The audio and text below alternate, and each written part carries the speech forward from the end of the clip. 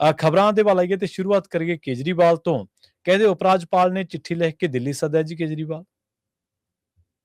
ਦਿੱਲੀ ਦੇ ਉਪ ਰਾਜਪਾਲ ਸਕਸੈਨਾ ਸਾਹਿਬ ਇੱਕ ਚਿੱਠੀ ਲਿਖਦੇ ਨੇ ਜੀ। ਉਹ ਚਿੱਠੀ ਕੇਜਰੀਵਾਲ ਦੇ ਨਾਮ ਹੈ, ਪਰ ਆਉਂਦੀ ਪੰਜਾਬ ਦੇ ਪਤੇ ਤੇ ਹੈ। ਠੀਕ ਹੈ ਜੀ। ਕਿਉਂਕਿ ਕੇਜਰੀਵਾਲ ਜੀ ਦਾ ਟਿਕਾਣਾ ਹੁਣ ਪੰਜਾਬ ਹੀ ਹੈ। ਸਹੀ ਹੈ।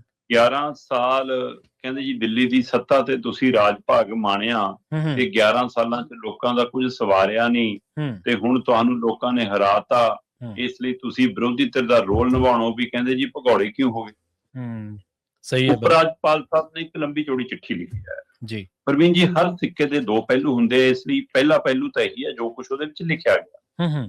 ਉਹਦੇ ਵਿੱਚ ਬਕਾਇਦਾ ਤੌਰ ਤੇ ਦਰਜ ਹੈ ਕਿ ਜੀ ਤੁਹਾਡਾ ਸ਼ੀਸ਼ ਮਹਿਲ ਦਾ ਜ਼ਿਕਰ ਹੈ ਜੀ, ਤੁਸੀਂ ਦਿੱਲੀ ਦੇ ਵਿੱਚ ਕੋਈ ਨੀਤੀਆਂ ਅਜਿਹੀਆਂ ਨਹੀਂ ਬਣਾਈਆਂ, ਦਿੱਲੀ ਪ੍ਰਦੂਸ਼ਣ ਨਾਲ ਫਸਿਆ ਹੈ, ਦਿੱਲੀ ਤੰਗ ਪਰੇਸ਼ਾਨ ਹੈ, ਦਿੱਲੀ ਦੀਆਂ ਮੁਸ਼ਕਲਾਂ ਇੰਨੀਆਂ ਨੇ, ਤੁਸੀਂ ਕੋਈ ਹੱਲ ਨਹੀਂ ਕੀਤੀਆਂ ਤੇ ਹੁਣ ਜਦੋਂ ਲੋਕਾਂ ਨਾਲ ਖੜਨ ਦਾ ਵੇਲਾ ਸੀ ਤੁਸੀਂ ਭਗੌੜੇ ਹੋ ਗਏ, ਤੁਸੀਂ ਵਿਰੋਧੀ ਧਿਰ ਦਾ ਰੋਲ ਕਿਉਂ ਨਹੀਂ ਨਿਭਾਉਂਦੇ, ਤੁਸੀਂ ਸਾਰਾ ਲਾਅ ਲਸ਼ਕਰ ਲੈ ਕੇ ਪੰਜਾਬ ਚਲੇ ਗਏ ਹੋ, ਉੱਥੇ ਜਾ ਬੈਠੇ ਹੋ, ਤੁਹਾਨੂੰ ਦਿੱਲੀ ਦਾ ਕੋਈ ਫਿਕਰ ਨਹੀਂ।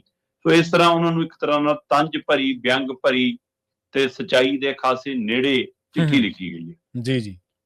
ਇੱਥੋਂ ਤੱਕ ਵੀ ਲਿਖਿਆ ਉਪ ਰਾਜਪਾਲ ਸਾਹਿਬ ਨੇ ਕਿ ਮੈਂ ਤੁਹਾਡੇ ਨਾਲ ਕਿਵੇਂ ਰਾਬਤਾ ਕਰਾਂ, ਤੁਸੀਂ ਤਾਂ ਮੇਰਾ ਨੰਬਰ ਵੀ ਬਲੌਕ ਕਰਤਾ। ਉਹ ਅੱਛਾ। ਹਾਂਜੀ, ਪਰ ਇਹਦੇ ਵਿੱਚ ਕੋਈ ਦੋ ਰਾਏ ਨਹੀਂ ਕਿ ਦਿੱਲੀ ਨੇ ਬਹੁਤ ਇੱਜ਼ਤ ਮਾਣ ਦਿੱਤੀ ਕੇਜਰੀਵਾਲ ਨੂੰ, ਸਿਰ ਤੇ ਬਿਠਾਇਆ, ਬਾਰ-ਬਾਰ ਜਿਤਾਇਆ ਤੇ ਉਹਨਾਂ ਦੀ ਗੱਲਾਂ ਵਾਅਦਿਆਂ ਤੇ ਯਕੀਨ ਕੀਤਾ ਤੇ ਇਹਨਾਂ ਨੇ ਆਪਣੇ ਪ੍ਰਚਾਰ ਦੇ ਰਾਹੀਂ ਇਹ ਜਚਾਇਆ ਕਿ ਦਿੱਲੀ ਦਾ ਸਿੱਖਿਆ ਮਾਡਲ, ਦਿੱਲੀ ਦਾ ਸਿਹਤ ਮਾਡਲ ਵਿਸ਼ਵ ਭਰ 'ਚ ਮਸ਼ਹੂਰ ਹੋ ਗਿਆ ਜੀ। ਤੇ ਪਰ ਜਿਸ ਕਦਰ ਹਾਰੇ ਤੇ ਉਹ ਤੋਂ ਬਾਅਦ ਫਿਰ ਉੱਥੇ ਲੋਕਾਂ 'ਚ ਰਹਿ ਕੇ ਕਿਉਂ ਨਹੀਂ ਵਿਚਰੇ, ਸਵਾਲ ਤਾਂ ਵਾਜਬ ਜੀ। ਸਹੀ ਹੈ। ਤੇ ਤੁਸੀਂ ਉੱਥੇ ਦੀ ਸਿਆਸੀ ਜਮਾਤ ਬਣ ਕੇ ਕਿਉਂ ਨਹੀਂ ਵਿਰੋਧੀ ਖੜੇ, ਦੁਬਾਰਾ ਕਿਹੜਾ ਚੋਣਾਂ ਨਹੀਂ ਆਉਣੀਆਂ ਉੱਥੇ, ਜਾਂ ਹੁਣ ਲੜਨਾ ਹੀ ਨਹੀਂ ਉੱਥੋਂ ਚੋਣਾਂ, ਸਵਾਲ ਤਾਂ ਜਾਂ ਤੁਹਾਨੂੰ ਲੱਗਦਾ ਕਿ ਅਜੇ ਕਾਹਨੂੰ ਗਾਲਾਂ ਖਾਣੀਆਂ, ਛਿੱਤਰ ਖਾਣੇ ਆ, ਚੋਣਾਂ ਦੇ 6 ਮਹੀਨੇ ਪਹਿਲਾਂ ਜਾਵਾਂਗੇ, ਫਿਰ ਆਪਣੇ ਬੋਰਡ ਪੱਟੇ, ਇਸ਼ਤਿਹਾਰ, ਪ੍ਰਚਾਰ, ਸੋਸ਼ਲ ਮੀਡੀਆ ਪਖਾ ਲਾਂਗੇ, ਫਿਰ ਭੱਠੀ ਭਖਦੀ ਠੀਕ ਹੈ, ਨਹੀਂ ਤਾਂ ਠੀਕ ਹੈ। ਹਾਂ, ਮੈਨੂੰ ਇਹ ਜ਼ਰੂਰ ਲੱਗਦਾ ਹੈ ਪ੍ਰਵੀਨ ਜੀ, ਕਿਤੇ ਇਹ ਨਾ ਹੋਵੇ ਕਿ ਇਹ ਚਿੱਠੀ ਜਿਹੜੀ ਉਪ ਰਾਜਪਾਲ ਸਾਹਿਬ ਨੇ ਦਿੱਲੀ ਦੇ ਸਾਬਕਾ ਸੀਐਮ ਨੂੰ ਲਿਖੀ ਹੈ, ਪੰਜਾਬ ਦੇ ਮੌਜੂਦਾ ਰਾਜਪਾਲਾਂ ਉਹਨੂੰ ਰੱਖ ਲੈਣ ਕਿ ਆਪਾਂ ਬਾਅਦ ਚੋਂ ਫਲੂਡ ਲਾ ਕੇ ਨਾਮ ਬਦਲ ਕੇ ਉਹਨਾਂ ਨੂੰ ਵੀ ਲਿਖਣੀ ਪੈ ਜਾਵੇ, ਕਿਉਂਕਿ ਭੱਜਣਗੇ ਤੇ ਵਾਲੇ ਵੀ। ਸਹੀ ਹੈ, ਬਿਲਕੁਲ। ਪਰ ਸਿੱਕੇ ਦਾ ਦੂਜਾ ਪਹਿਲੂ ਇਹ ਆ ਕਿ ਉਪ ਰਾਜਪਾਲ ਸਾਹਿਬ ਤੁਸੀਂ ਸਾਬਕਾ ਸੀਐਮ ਨੂੰ ਤਾਂ ਪੁੱਛ ਰਹੇ ਹੋ, ਮੌਜੂਦਾ ਨੂੰ ਕਿਉਂ ਨਹੀਂ ਪੁੱਛਦੇ? ਸਹੀ ਹੈ। ਦਿੱਲੀ ਦੇ ਵਿੱਚ ਮੌਜੂਦਾ ਭਾਜਪਾ ਦੀ ਸਰਕਾਰ ਹੈ ਤੇ ਦਿੱਲੀ ਦੇ ਪ੍ਰਦੂਸ਼ਣ ਦੇ ਲਈ ਹੁਣ ਸਿਰਫ ਜਿਹੜੇ ਤੰਦੂਰ ਤੇ ਰੋਟੀਆਂ ਲਾਉਂਦੇ ਨੇ ਉਹ ਜ਼ਿੰਮੇਵਾਰ ਨੇ ਜੀ। ਸਹੀ ਹੈ। ਮਤਲਬ ਕਮਾਲ ਦਾ ਪੱਧਰ ਤੇ ਸਮਝ ਹੈ ਜਾਂ ਇਹ ਨਲਾਇਕੀ ਹੈ। ਸਹੀ ਹੈ। ਤੇ ਦਿੱਲੀ ਦੇ ਵਿੱਚ ਜੋ ਆਬੋ ਹਵਾ ਹੁਣ ਜਨਾਬ, ਸਾਡੇ ਤਾਂ ਕਣਕ ਵੀ ਨਿਸਰ ਗਈ, ਹੁਣ ਸਾਡਾ ਨਾਂ ਕਿਵੇਂ ਲਾਓਗੇ? ਸਹੀ ਆ।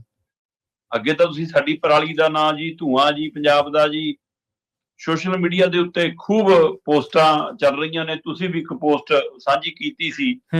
ਦਿੱਲੀ ਦੇ ਵਿੱਚ ਜਿੰਨੇ ਐਂਕਰ ਨੇ ਉਹ ਉਸ ਸਮੇਂ ਤਾਂ ਇਹੀ ਕਹਿੰਦੇ ਸੀਗੇ ਜੀ ਕਿੱਥੇ ਨੇ ਕੇਜਰੀਵਾਲ, ਕਿਉਂ ਨਹੀਂ ਜੀ ਪ੍ਰਦੂਸ਼ਣ ਦਾ ਹੱਲ ਕਰਦੇ, ਇਹਨਾਂ ਦੇ ਬੱਸ ਦਾ ਰੋਗ ਨਹੀਂ ਗਾ ਜੀ, ਕੁਛ ਦਿੱਲੀ ਦੇ ਲੋਕਾਂ ਨੂੰ ਮਰਨ ਲਈ ਛੱਡਤਾ।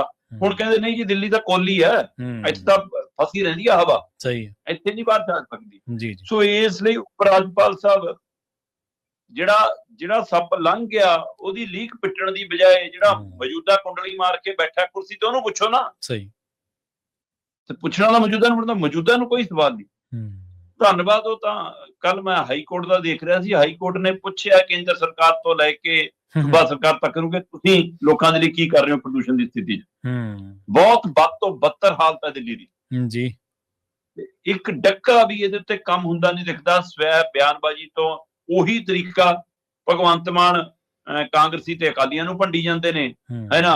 ਹੁਣ ਰੇਖਾ ਗੁਪਤਾ ਕੇਜਰੀਵਾਲ ਨੂੰ ਭੰਡੀ ਜਾਂਦੀ ਆ, ਤੇ ਕੇਂਦਰ ਵਾਲੇ ਨਹਿਰੂ ਨੂੰ ਭੰਡੀ ਜਾਂਦੇ ਨੇ। ਮਤਲਬ ਆਹੀ ਤਰੀਕਾ, ਇਹ ਤੋਂ ਅੱਗੇ ਕੁਛ ਵੀ ਨਹੀਂ।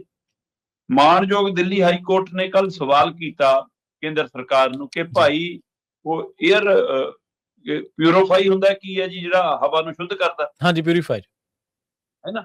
ਹਾਂ, ਉਹ ਕਹਿੰਦੇ ਜੀ ਉਹਦੇ ਤੇ 18% GST ਹੈ, ਤੁਸੀਂ ਉਹਨੂੰ ਲਗਜ਼ਰੀ ਚੀਜ਼ 'ਚ ਰੱਖਿਆ ਵਾ। ਦਿੱਲੀ ਲਈ ਤਾਂ ਜ਼ਰੂਰਤ ਹੈ ਹੁਣ। ਸਹੀ ਹੈ। ਉਹ ਲਗਜ਼ਰੀ ਆਈਟਮ ਕਿਵੇਂ ਹੋਈ? ਉਹਨੂੰ ਦਵਾਈਆਂ ਵਾਲੇ ਖਾਤੇ 'ਚ ਰੱਖ ਕੇ 5% GST ਤਾਂ ਲਿਆਓ, ਜੇ ਹੋਰ ਨਹੀਂ ਤਾਂ ਇੰਨੇ 2 ਮਹੀਨੇ 4 ਮਹੀਨੇ ਤਾਂ ਲਓ ਜਿੰਨੀ ਦੇਰ ਲੋਕਾਂ ਨੂੰ ਲੋੜ ਹੈ। ਤੇ ਉਹ ਲਗਜ਼ਰੀ ਕਿਵੇਂ ਹੈ? ਸੋ ਇਸ ਲਈ ਦਿੱਲੀ ਦੀ ਜੋ ਹਾਲਤ ਹੈ ਜੀ ਉਹਦੇ ਉੱਤੇ ਨਾ ਕੇਂਦਰ ਸਰਕਾਰ ਨਜ਼ਰਸਾਨੀ ਕਰ ਰਹੀ ਹੈ। ਜੇ 11 ਸਾਲ ਕੇਜਰੀਵਾਲ ਦਾ ਹਵਾਲਾ ਦਿੰਦੇ ਹੋ ਤਾਂ ਵੀ ਮੋਦੀ ਵੀ ਤਾਂ ਲਗਾਤਾਰ ਆ ਰਿਹਾ ਨਾ, ਮੋਦੀ ਸਰਕਾਰ ਤੇ ਲਗਾਤਾਰ ਦਿੱਲੀ 'ਚ ਰਹਿਣ ਸਹਿਣ ਤਾਂ ਉਹਨਾਂ ਦਾ ਵੀ ਹੈ, ਸਹੀ ਹੈ, ਤੇ ਅੱਧੀ ਦਿੱਲੀ ਤਾਂ ਉਹਨਾਂ ਦੇ ਕੰਟਰੋਲ 'ਚ ਵੀ ਹੈ। ਜੀ ਜੀ। ਸੋ ਇਸ ਲਈ ਫਿਰ ਉਹ ਜ਼ਿੰਮੇਵਾਰੀ ਕਿੱਥੇ ਹੈ? ਤੇ ਹੁਣ ਤਾਂ ਸਰਕਾਰੇ ਬਣ ਗਈ ਦਿੱਲੀ ਦੀ ਵੀ, ਹੁਣ ਤਾਂ ਪੂਰਨ ਤੌਰ ਤੇ ਹੁਣ ਤਾਂ ਕੇਂਦਰ ਸਰਕਾਰ ਵੀ ਤੁਹਾਡੀ, ਉਪ ਰਾਜਪਾਲ ਵੀ ਤੁਹਾਡਾ, ਤੇ ਦਿੱਲੀ ਦੀ ਸਰਕਾਰ ਵੀ ਤੁਹਾਡੀ। ਤੇ ਫਿਰ ਵੀ ਜੇ ਦਿੱਲੀ ਦੇ ਵਿੱਚ ਸ਼ੁੱਧ ਹਵਾ ਨਹੀਂ, ਜੇ ਜਮਨਾ ਅਜੇ ਵੀ ਸਾਫ਼ ਨਹੀਂ, ਪ੍ਰਦੂਸ਼ਣ ਅਜੇ ਵੀ ਨਹੀਂ ਘਟਦਾ, ਫਿਰ ਦੱਸੋ ਜੀ ਕੌਣ ਜ਼ਿੰਮੇਵਾਰ ਹੈ? ਸੋ ਚਿੱਠੀ ਤਾਂ ਲਿਖੀ ਉਪ ਰਾਜਪਾਲ ਸਾਹਿਬ ਨੇ, ਕੇਜਰੀਵਾਲ ਤੱਕ ਤਾਂ ਚਿੱਠੀ ਠੀਕ ਸੀ, ਚੰਗਾ ਹੁੰਦਾ ਨਾਲ ਇੱਕ ਚਿੱਠੀ ਰੇਖਾ ਗੁਪਤਾ ਤੇ ਨਰਿੰਦਰ ਮੋਦੀ ਨੂੰ ਵੀ ਲਿਖਦੇ, ਪਰ ਕਿਵੇਂ ਲਿਖਦੇ? ਕਿਉਂਕਿ ਖੁਦ ਤਾਂ ਲਿਖੀ ਨਹੀਂ ਹੈ ਚਿੱਠੀ, ਵੀ ਉੱਪਰੋਂ ਹੀ ਲਿਖੀ ਆਈ ਹੈ, ਸਕ੍ਰਿਪਟ ਹੈ ਤਾਂ ਸਹੀ ਹੈ, ਜਿਹੜੀ ਉਹਨਾਂ ਨੇ ਭੇਜੀ ਉੱਪਰ ਵਾਲੇ ਆਕਾਵਾਂ ਨੇ, ਉਹ ਉਪ ਰਾਜਪਾਲ ਸਾਹਿਬ ਨੇ ਅੱਗੇ ਤੋਰਤੀ। ਪਰ ਕਮਾਲ ਦੀ ਗੱਲ ਤਾਂ ਇਹ ਹੈ ਕਿ ਜਿਹੜੇ ਆਪਣੇ ਆਪ ਨੂੰ ਹਰਿਆਣਾ ਦਾ ਪੁੱਤ ਦੱਸਦੇ ਸੀ, ਦਿੱਲੀ ਦੀ ਸੇਵਾ ਕਰਨ ਲਈ ਜੰਮਿਆ ਦੱਸਦੇ ਸੀ, ਰਹਿੰਦੇ ਸੀ ਜਾ ਕੇ ਯੂਪੀ ਦੇ ਵਿੱਚ ਗਾਜ਼ੀਆਬਾਦ, ਉਹ ਅੱਜ ਕੱਲ ਪੰਜਾਬ 'ਚ ਛਾਉਣੀ ਪਾ ਕੇ ਬੈਠੇ ਨੇ। ਇਹ ਵੀ ਆਪਣੇ ਆਪ 'ਚ ਕਮਾਲ ਹੈ।